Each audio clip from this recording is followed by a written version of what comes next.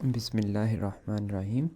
Student, आज का जो हमारा टॉपिक है वो है इलेक्ट्रोलाइटिक कंडक्शन। तो electrolytic conduction you know very well कि कंडक्शन होती है टू कंडक्ट इलेक्ट्रिसिटी का कंडक्ट करना, इसको बोलते हैं हम कंडक्शन। और इलेक्ट्रोलाइटिक कंडक्शन क्या होती है? दो टाइप की कंडक्शन हो सकती है। जो करंट का फ़्लो है या इलेक्ट्रिसिटी का फ़्लो है वो due to the presence of ions की वजह से हो सकता है या due to the presence of free electrons हो सकता है। तो इन दो रीज़न्स की वजह से करंट का फ़्लो हो सकता है। तो इलेक्ट्रोलाइटिक कंडक्शन क्या होगी? Current flow due to the presence of ions and ions में बी पॉजिटिव और नेगेटिव। फॉर एग्ज़ाम्पल, अगर आप कोई इलेक्ट्रोलाइट लेते हैं, इलेक्ट्रोलाइट को अगर आप वाटर में डालते हैं या आप इसको फ्यूज्ड या आप इसको मोल्टन फॉर्म में लेते हैं, तो क्या होता है कि ये अपने आयंस में कन्वर्ट हो जाता है। आप इसको वाटर में फ्यूज्ड फॉर्म में या मोल्टन फॉर्म में लेते हैं तो ये अपने आयंस में कन्वर्ट हो जाता है। लाइक अगर आप NaCl लेते हैं, NaCl को डालते हैं तो ये कन्वर्ट होगा Na positive plus Cl negative, मतलब ये दो आयंस में कन्वर्ट हो गया है। तो this process of converting a sample or a compound into its constituent ions is called ionization। जिस प्रोसेस में कोई चीज़ आयंस में कन्वर्ट होती है उस प्रोसेस को हम आयोनाइजेशन का नाम देते हैं। तो ये जो आयंस हैं, जब इनके ऊपर हम कोई करंट अप्लाई करते हैं तो they move to their respective electrodes. तो इस हम बोलते हैं कि करंट जो है ना वो प्रोड्यूस होगा, यानी इनके फ़्लो को हम करंट का नाम देते हैं। दूसरे लफ्ज़ों में मेटालिक की जो कंडक्शन होती है, यू नो कि मेटल जो होती हैं उनकी लेट से ये एक मेटल की लेयर है और इस लेयर में पॉजिटिव चार्जेस हैं, मेटल और इलेक्ट्रोपॉजिटिव, और ये मेटल के एटम हैं और मेटल के आखिरी शेल में इलेक्ट्रॉन्स दिखाए गए हैं ये ग्रीन कलर में।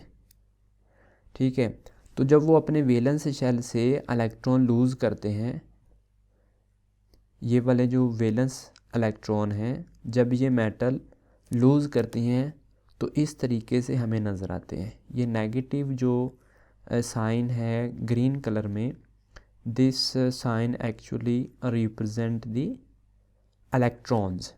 तो इस तरीके से ये इलेक्ट्रॉन्स का एक क्लाउड बनाते हैं और ये अब फ्री इलेक्ट्रॉन है और ये इलेक्ट्रॉन अब फ्री हैं।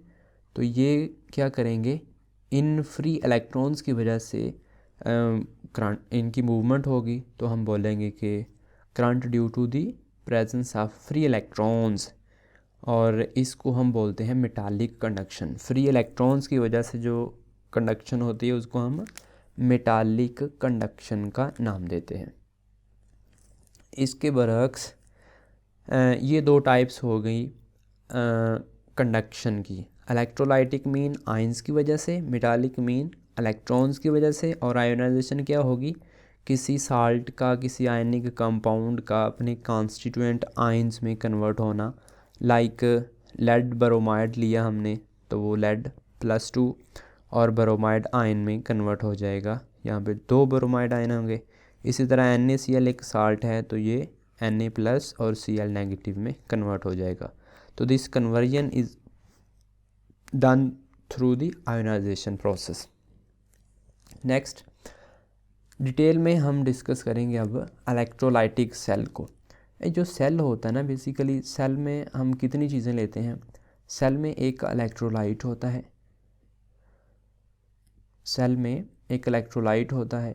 उसके बाद सेल में एक एनोड होता है, सेल में एनोड होता है और सेल में कैथोड होता है। तो इलेक्ट्रोलाइटिक सेल में एनोड होगा, कैथोड होगा और इलेक्ट्रोलाइट होगा।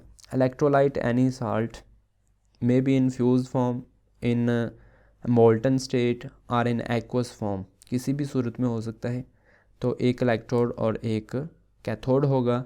जब इनको हम बैटरी के साथ कनेक्ट कर देंगे तो दो आयंस बनेंगे ड्यू टू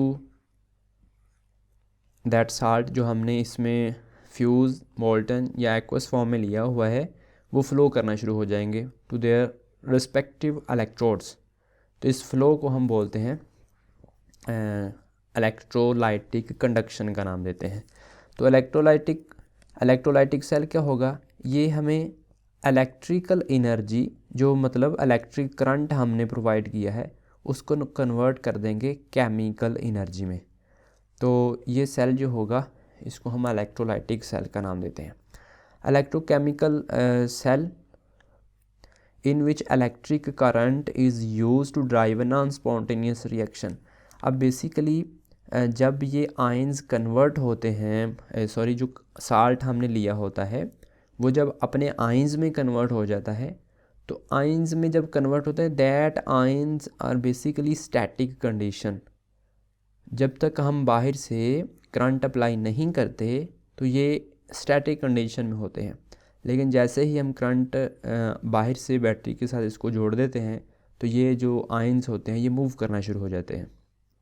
तो उस वजह से, और पहले स्टैटिक था, मतलब हमने बाहर से करंट अप्लाई किया है तो फिर हमने इस प्रोसेस को रन किया है, तो नॉन स्पॉन्टेनियस रिएक्शन होता है। मतलब ऐसा रिएक्शन होता है जिसको बाहर से हम ऐड देते हैं, बाहर से कोई एक्सटर्नल ऐड लगाते हैं, कोई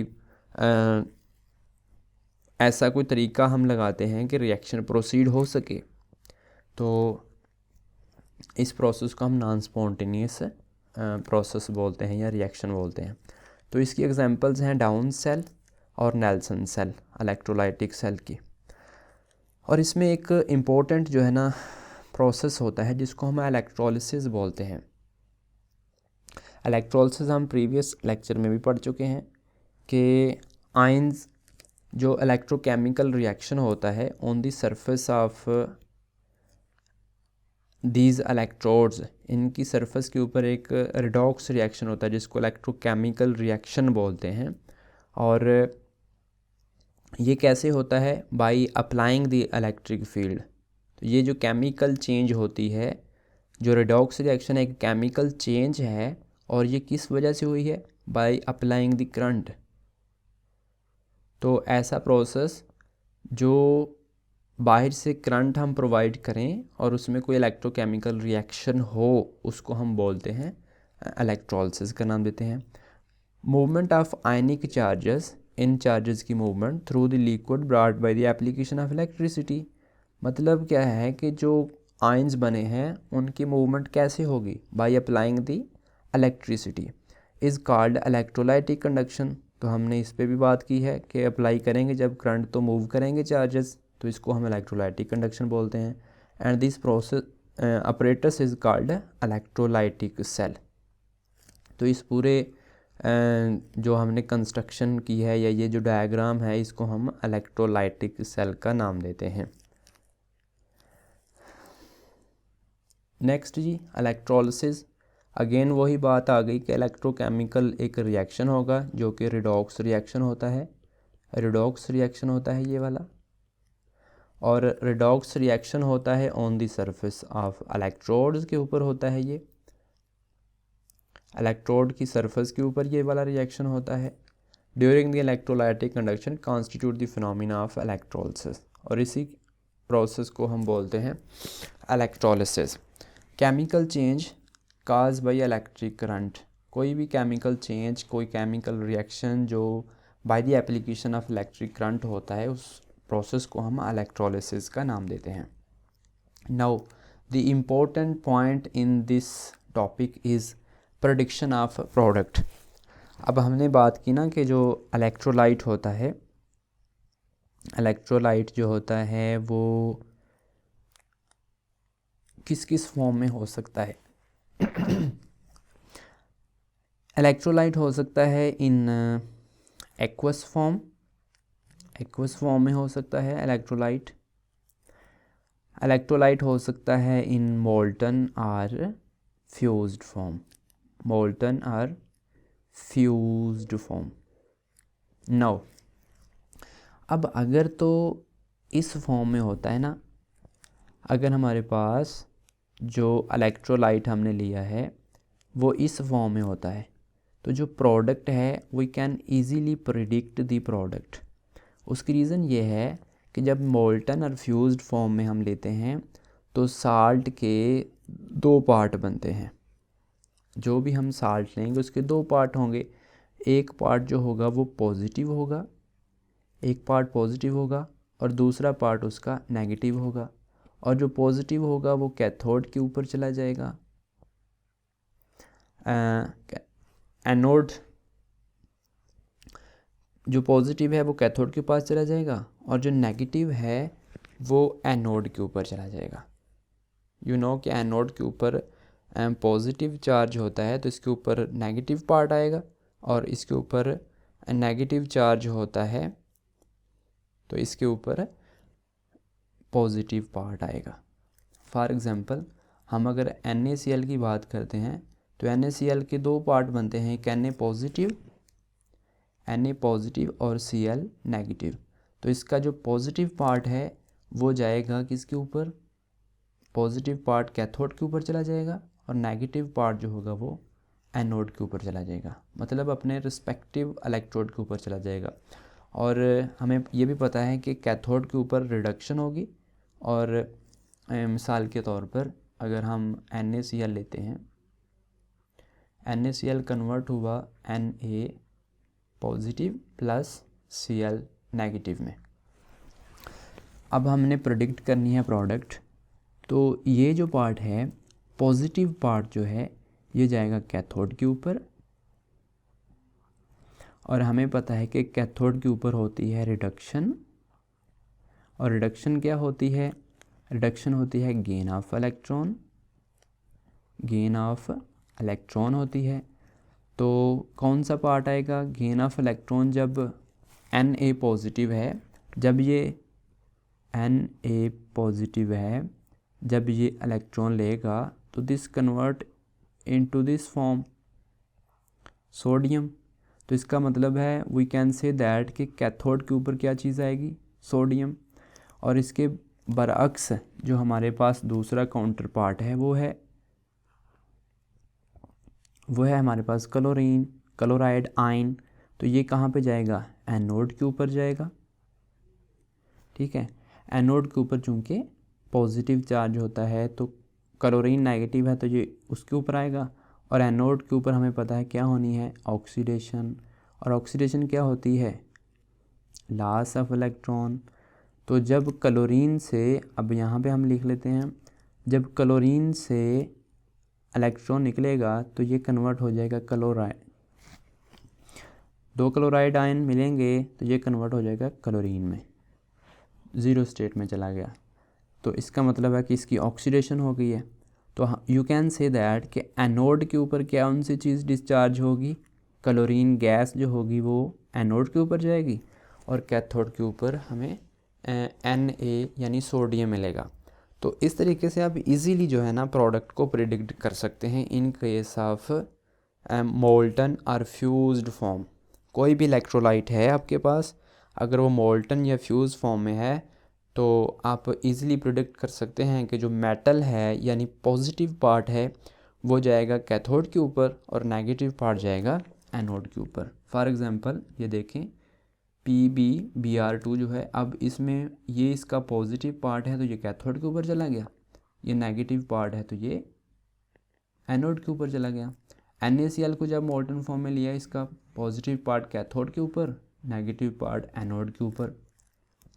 लेकिन जब हमने लिया इनको एक्वस फॉर्म में तो तब जो है ना थोड़ी सी कॉम्प्लेक्स सिचुएशन बन जाती है, we can not easily predict the product.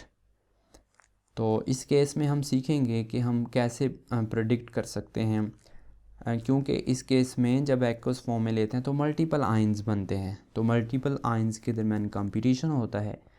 ये स्टेटमेंट पढ़ लीजिए, in fused and molten form the product easily predictable because there is no any kind of competition between the ions.